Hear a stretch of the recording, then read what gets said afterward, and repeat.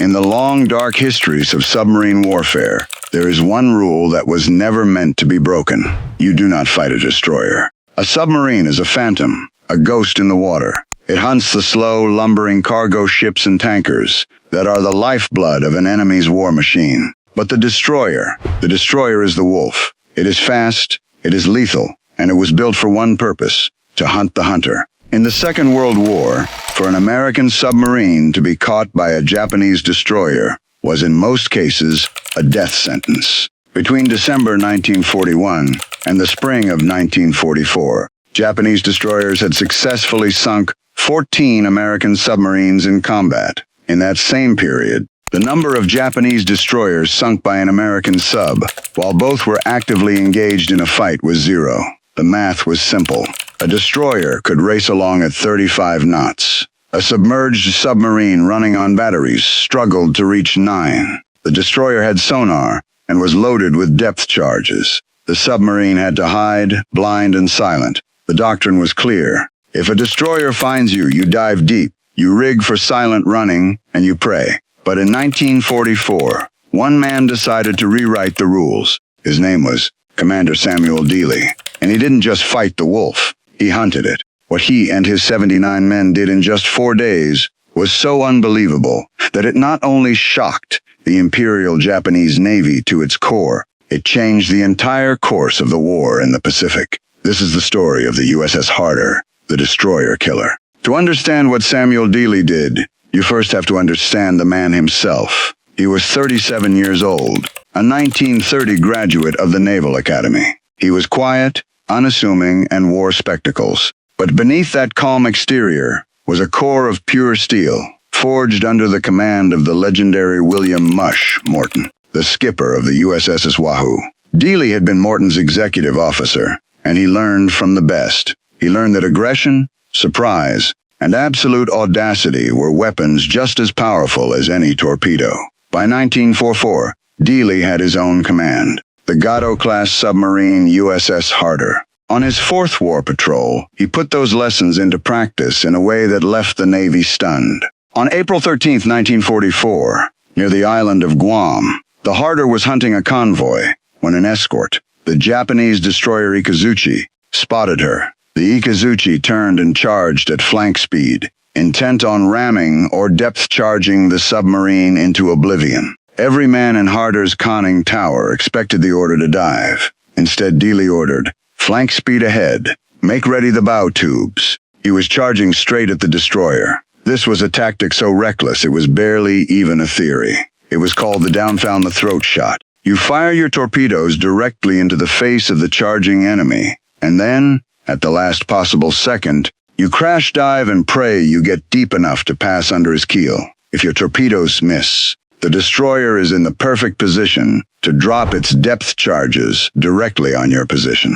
If you dive too late, his bow will slice your submarine in half. At a range of just 900 yards, point-blank range in naval terms, Harder fired a spread of 4 torpedoes. 2 of them struck the Ikazuchi amidships. The destroyer erupted in a massive explosion, broke in 2, and sank in less than fuzz. Dealey surfaced, surveyed the wreckage, and sent one of the most famous radio reports of the entire war. It was short, and it was brutally clear. Expended 4 torpedoes and 1 destroyer. This single act of defiance sent a shockwave through the Pacific Submarine Force, but it also put a target on Dealey's back. Admiral Somu Toyoda, the commander-in-chief of the Japanese Combined Fleet, was not amused. By the spring of 1944, Japan was in a desperate position. Between January and May alone, they had lost 23 destroyers, not just to submarines, but to carrier aircraft and surface battles.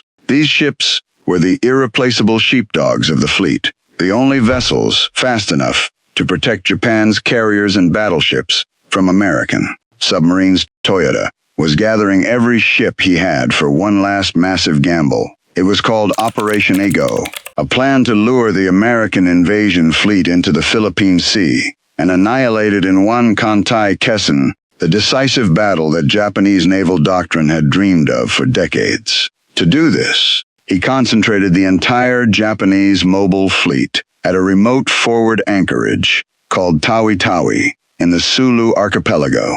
It was the largest concentration of Japanese naval power since the Battle of Midway. The numbers were staggering. 4 battleships, including the super battleship Yamato, 9 aircraft carriers, 15 cruisers, and 28 precious destroyers. They were a coiled spring, waiting for the American invasion of the Marianas to begin. But American codebreakers at Station Hypo in Hawaii knew they were there. And Admiral Charles Lockwood, the commander of the Pacific Submarine Force, knew exactly who to send. He sent the one man who wasn't afraid of destroyers. He sent a Samuel Dealey and the Harder. His orders were simple. Get into the Hornet's nest, patrol the waters around Tawi-Tawi, and attack any targets of opportunity.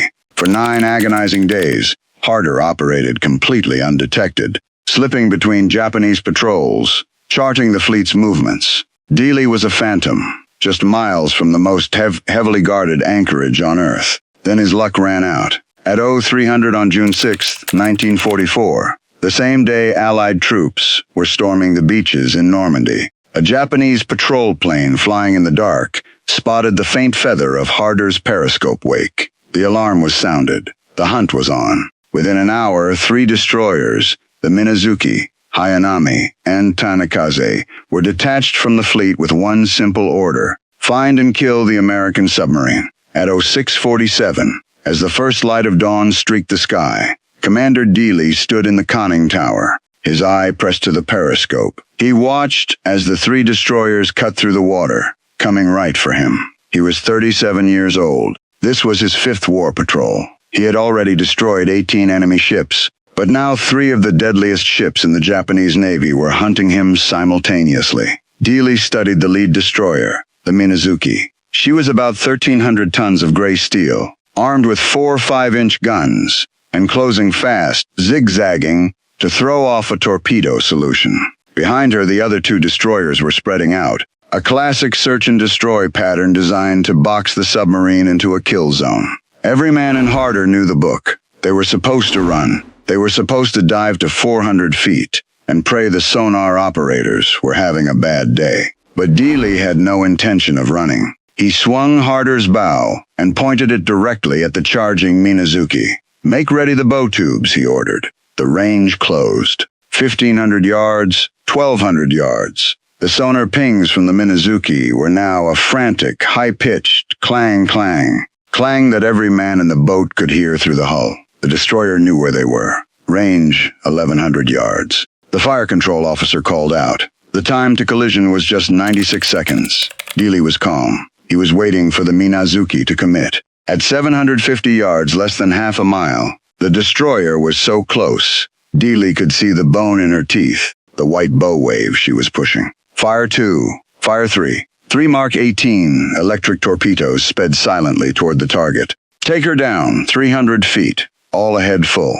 The Harder pitched down at a brutal 30-degree angle, her motors screaming as she clawed for depth. This was the moment of truth. 40 seconds after firing, 2 massive explosions shook Harder so violently that light fixtures shattered and cork insulation rained down from the overhead.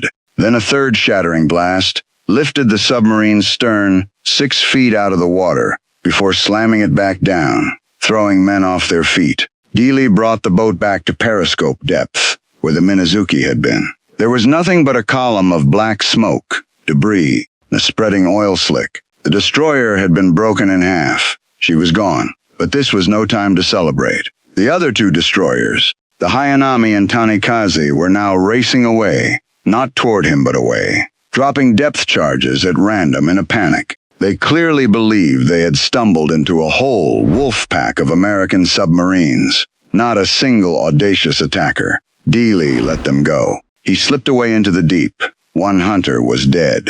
When Admiral Toyota received the news at 0900, he was incensed. He ordered 6 more destroyers to join the hunt. By noon, the sky over Tawi-Tawi was thick with patrol planes, searching every 20 minutes. The entire anchorage was on high alert. Samuel Dealey, however, wasn't finished. In fact, he was just getting started. He spent the rest of June 6th evading patrols, diving deep when the planes came over, his crew silent, the air in the boat growing thick with the smell of diesel, sweat, and stale coffee. They were being hunted by the most powerful fleet in the Pacific, and their commander was reloading. Early in the morning of June 7th, at 02:30, Harder surfaced to recharge her batteries. The night was pitch black, with no moon and heavy cloud cover. It was perfect submarine weather. At 03:12, the radar operator called out. Radar contact, single ship, bearing 095, range 8,000 yards, closing fast.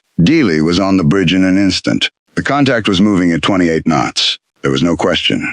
It was another destroyer. This was the Hayanami, one of the two destroyers that had fled the previous day. Her captain, Commander Hideo Kuboki, had been searching for the American sub all night. He was exhausted, and at 0300, he had received orders to return to Tawi-Tawi. He was heading home. In the dark, nobody on his bridge expected an American submarine to be waiting for him, let alone to attack him on the surface. Dealey ordered flank speed. Harder's big diesel engines roared to life, pushing the submarine to 21 knots, a race in the dark. Dealey was deliberately closing the range, trying to get inside the destroyer's radar detection ring, before they could get a clear picture of him. At 4,000 yards, the Hayanami's radar operator finally picked up a contact. It was small, moving fast. He likely assumed it was just another Japanese patrol boat returning to base. At 3,000 yards, Commander Kuboki realized his fatal mistake.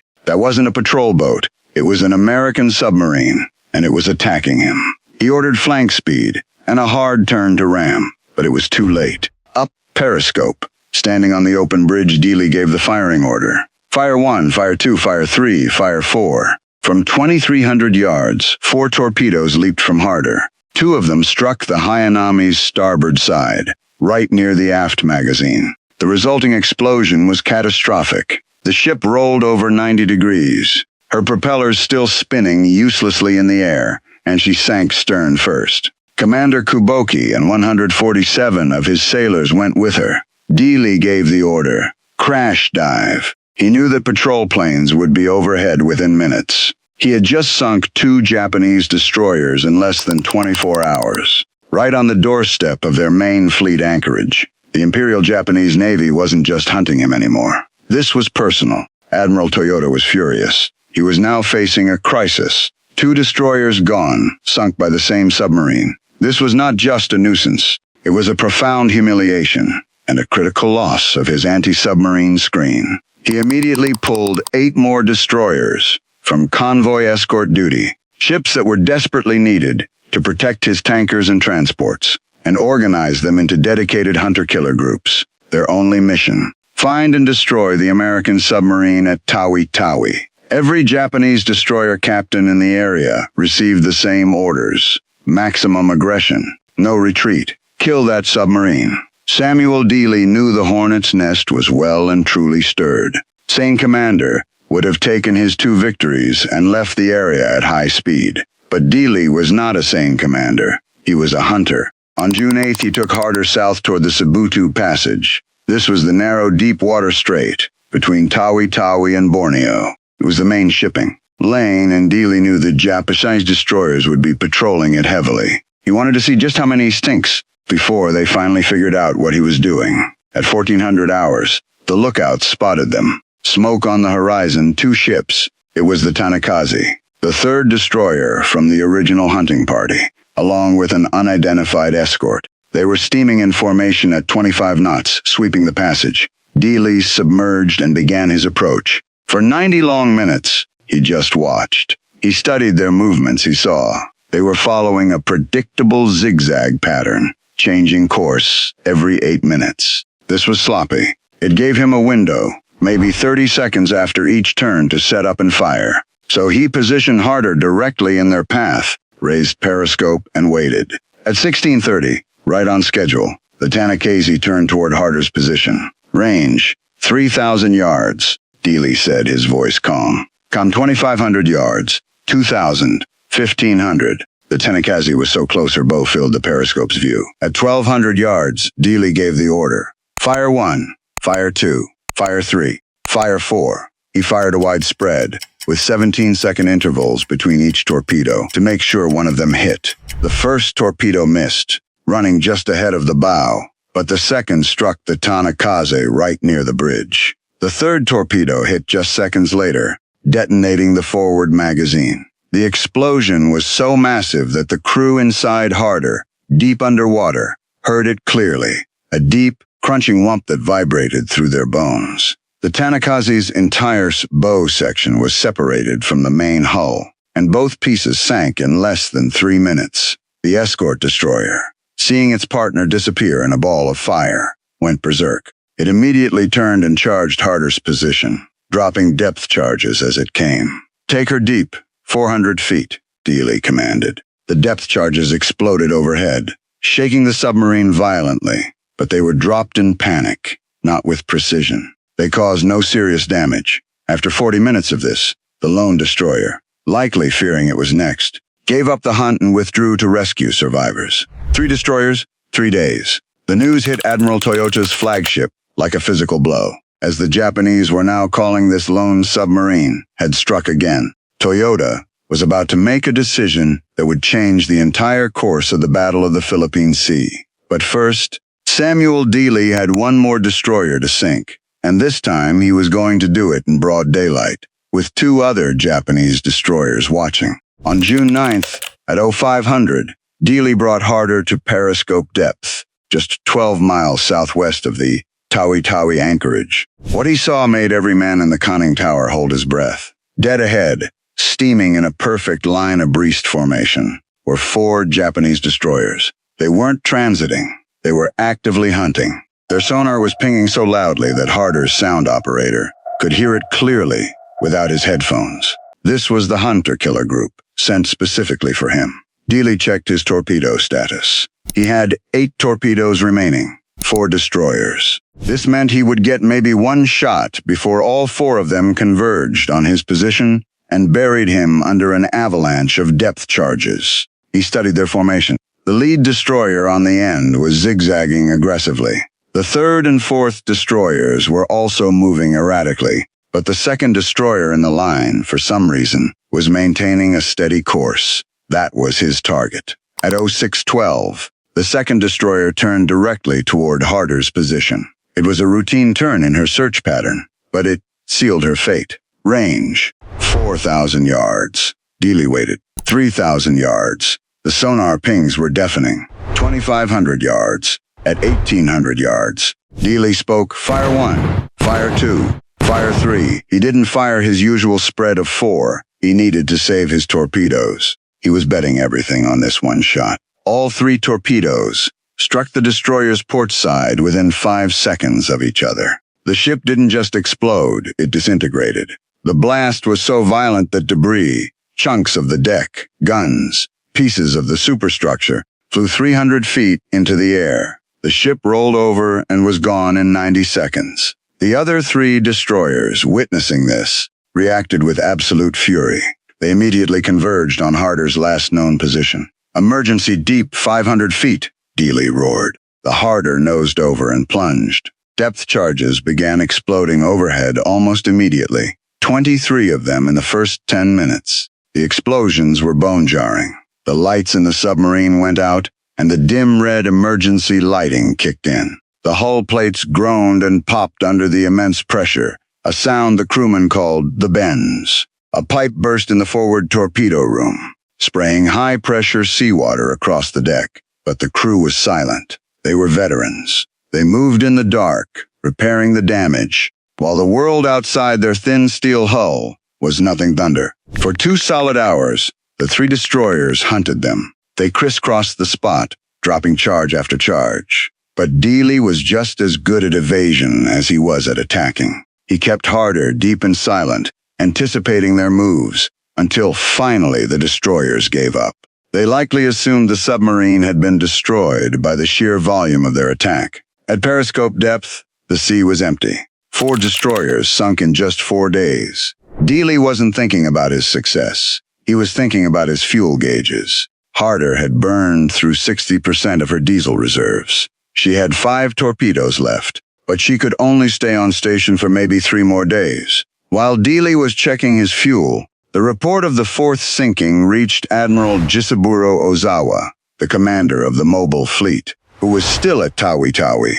Ozawa did the math. 4 destroyers sunk in 4 days by 1 submarine, right outside his main fleet anchorage. If a single American submarine could penetrate his defensive screen this easily and sink his best escorts at will, the entire anchorage was a death trap. All his carriers, all his battleships were just sitting ducks. He sent an urgent, panicked message to Admiral Toyota. The mobile fleet must depart Tawi-Tawi immediately. The Americans knew where they were. Toyota agreed. The original plan for Operation Ago was to wait until the Americans committed to their invasion, and then sail on June 15th to intercept them. But staying at Tawi-Tawi was no longer an option. It was suicide. On June 10th at 0800, the entire Japanese mobile fleet, 4 battleships, 9 carriers, 15 cruisers, and the remaining 24 destroyers, weighed anchor and steamed northeast, 6 days early, heading for the Philippine Sea. Their departure was a mess. They were disorganized, and they were leaving in a hurry. American codebreakers intercepted their movement orders within hours. Admiral Raymond Spruance, commander of the American Fifth Fleet, now knew exactly where Ozawa was going, and he had an extra 6 days to prepare his reception. Dealey, of course, knew none of this. He was still hunting. Later that same day, June 10th, at 1630, he spotted 2 more destroyers patrolling the Sibutu Passage. He had 5 torpedoes left, enough for 1 more attack. At 1715, he fired a spread of 3 torpedoes at the lead destroyer. 1 struck the bow. The destroyer was heavily damaged and slowed to a stop, but it didn't sink. The second destroyer, seeing its companion hit, instantly charged Harder's position. Dealey fired his last 2 torpedoes. Fire 4, fire 5. Both of them missed. The conning tower was silent. They were out of torpedoes. They had no way to defend themselves, and a Japanese destroyer was bearing down on them at 32 knots. Less than a mile away, its bow waved a white line of pure vengeance. Emergency deep. Take her down 500 feet. Harder's diving planes bit hard, pushing the submarine down at a maximum angle. The men grabbed for handholds. 300 feet, 400 feet, 500 feet. The destroyer passed directly overhead. Its propellers churned the water so loudly that the crew could hear the whump, whump of the individual blades through the hull. Then silence. The destroyer was circling back. Dealey knew the pattern. The destroyer would make multiple passes, dropping depth charges on each run until the submarine either surfaced or imploded. Harder had no torpedoes to fight back. Her only option was to endure the storm and hope the destroyer ran out of depth charges first. The first pattern of 6 depth charges dropped at 1723. They exploded in a tight, perfect pattern right around the submarine. Harder rolled 15 degrees to starboard. Light bulbs shattered. Men were thrown against the bulkheads. A second pattern dropped 2 minutes later, even closer. The explosions lifted the submarine's stern and slammed it back down. A hydraulic line burst in the control room, spraying a fine mist of oil. For 90 minutes, the destroyer hunted them. 42 depth charges. Most exploded too shallow or too deep, but 3 came close enough to crack gauge glasses and spring minor leaks. Dealey kept Harder at 500 feet, moving at a dead slow 2 knots, making as little noise as possible. Finally, at 1900 hours, the destroyer withdrew. She had exhausted her depth charge supply. Dealey waited another hour in the crushing silence before surfacing. The ocean was empty. Harder was battered but alive. She was out of torpedoes and low on fuel. The patrol was over. She limped south toward Fremantle, Australia, arriving on June 26th. The moment Harder tied up at the pier, Admiral Lockwood was waiting for him. He had been tracking Dealey's reports. 5 destroyers attacked, 4 confirmed sunk, 1 heavily damaged. In 12 days it was, and still is, the most successful anti-destroyer patrol in the history of naval warfare. Lockwood awarded Dealey the Navy Cross right there on the deck. Then he asked the question every submarine commander dreaded after a grueling patrol. Dealey's answer was immediate. Give me torpedoes and I'll sink 10. Harder's crew spent July in Fremantle, repairing the sub and resupplying. Dealey, now a legend in the force, trained new crew members on his down-the-throat tactic. By late July, every submarine commander in the Pacific had studied his patrol reports. The tactic worked. Between June and August, American subs, emboldened by Dealey's success, sank 14 more Japanese destroyers, using variations of his aggressive approach. The hunters had become the hunted, but the full impact of Harder's patrol was only just being understood.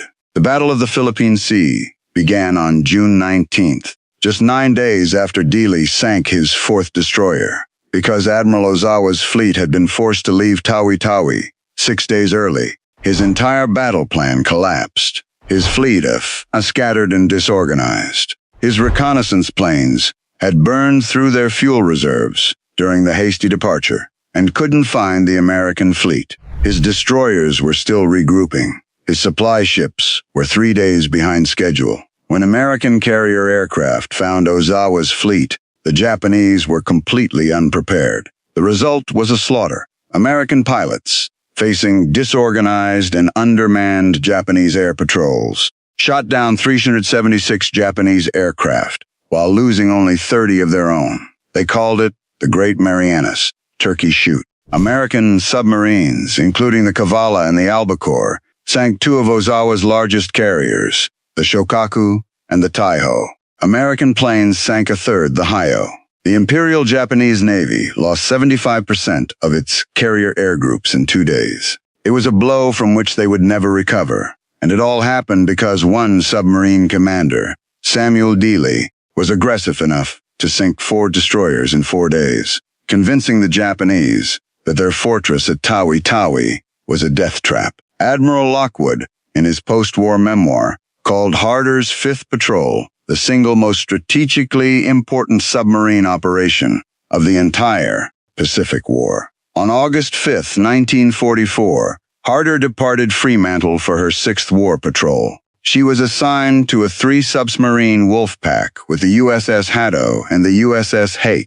Dealey, as the senior skipper, was in command. Their mission was to patrol the waters west of Luzon in the Philippines and destroy Japanese shipping. The patrol started with incredible success. On August 21st, the Wolfpack sank 4 large cargo ships. On August 22nd, Harder and Hado attacked a group of coastal defense vessels, sinking 3 of them. Harder was credited with 2, the frigates Matsuwa and Hiburi. By August 23rd, Hado had expended all her torpedoes and withdrew. This left Harder and Hake operating together off Dassault Bay. But the Japanese were learning. Their intelligence had tracked the Wolfpack's movements. They knew where the American submarines were, and this time, they had sent something special to deal with them. At 04:53 on August 24th, the USS Hake was submerged 4 miles off the coast. Through her periscope, her captain could see Harder on the surface, 5,500 yards to the south. They were coordinating an attack on a Japanese ship. Suddenly, Hake's sonar operator heard the one sound that made his blood run cold. Echo ranging. Close. Getting closer. 2 Japanese escort ships, the coastal defense vessels CD-22 and the minesweeper, PB-102, were closing fast on Harder's position at 18 knots. They were actively hunting. Japanese intelligence had intercepted the radio transmissions between the Wolfpack and knew they were in the area. Hake's captain immediately ordered his submarine deep and silent. He watched through his periscope as the 2 Japanese ships closed on Harder. His radio operator frantically tried to warn Dealey, but there was no response. At 05:30, Harder finally saw them. She crash-dived, but it was too late. The Japanese ships were less than 2,000 yards away. Dealey took Harder down fast, at a 35-degree angle, but in his haste, his diesel engines were still running as he submerged, leaving a massive trail of bubbles on the surface. A perfect target. The sonar operator on CD-22 had a perfect contact, range 1,200 yards, depth 200 feet, and still diving. At a 5:47, C-22 made her first pass and dropped a full pattern of depth charges, all set to detonate at 250 feet. The explosions bracketed Harder perfectly. At least 3 detonated within 50 feet of her hull. The pressure hull of the Harder cracked near the after torpedo room. Seawater flooded in at tremendous pressure. The stern compartments flooded completely in 90 seconds. The submarine's bow rose sharply as the stern dragged her down. In the control room, Dealey would have been roaring. Blow all ballast, emergency surface. But the compressed air system, fighting against the weight of thousands of tons of flooding water, couldn't save her. At a 5:52, CD-22 made a second pass. This pattern hit even closer. Explosions ruptured Harder's main pressure hull in multiple locations. The control room flooded. All electrical power failed. At 600 feet, well below her maximum operating depth, Harder's hull began to implode. The bulkheads collapsed. The compartments were crushed like tin cans. At 0600, the Japanese ships reported a successful kill. Large quantities of oil, wood debris, and cork floated to the surface. They circled for 2 hours, dropping more charges to be certain. They recovered no survivors. All 79 men aboard the Harder were gone. Commander Samuel Dealey, the destroyer killer, had been killed by the very escorts he had taught the Navy how to destroy. The news of Harder's loss was a devastating blow to the submarine force. Admiral Lockwood immediately suspended all submarine operations in the area. The American public wouldn't learn the full story until after the war, but the Japanese knew. Admiral Toyota received the report on August 26th. The devil of Tawi-Tawi was finally gone. He ordered a commendation for the crew of CD-22. What Toyota didn't know was that the damage was already done. The tactics Dealey had pioneered were now standard doctrine. Before Harder's fifth patrol, submarines ran from destroyers. After it, they hunted them. By the end of the war, American submarines using Dealey's down-the-throat tactic had sunk 214 Japanese warships. This included 4 aircraft carriers, 1 battleship, 9 cruisers, and 38 destroyers. Dealey's legacy was written in the wreckage of the Imperial Japanese Navy. On August 28, 1945, Commander Dealey's Medal of Honor was presented to his widow, Edwina. The citation read, in part, "This remarkable record of 5 vital Japanese destroyers, sunk in 5 short-range torpedo attacks, attests the valiant fighting spirit of Commander Dealey and his indomitable command." The Navy named a destroyer escort after him, the USS Dealey. Harder herself received the Presidential Unit Citation. Her motto, "Hit 'em harder," became legendary. Today at the Naval Academy, instructors still teach the down-the-throat attack, not because modern submarines would use it. Our new torpedoes are far too advanced for that, but because it demonstrates a fundamental principle. When your enemy expects you to run, charging is the one thing they can't defend against. The 79 men aboard Harder came from 38 different states. They were farm boys from Iowa, factory workers from Michigan, college graduates from California. They volunteered for the silent service, knowing the odds. 22% of all submariners who served in World War II died, the highest casualty rate of any branch of the American military. They knew the risk, and they served anyway. None of the 79 men aboard Harder survived that final patrol. They remain on eternal patrol to this day. For 80 years, the boat herself lay lost on the floor of the South China Sea until 2024, when the U.S. Navy confirmed the discovery of her wreck, now designated a war grave, and the final resting place of her crew. That is why these stories matter. The official reports tell us what they did, but they can't tell us what it felt like to hear those depth charges explode or to trust your life to the man at the periscope.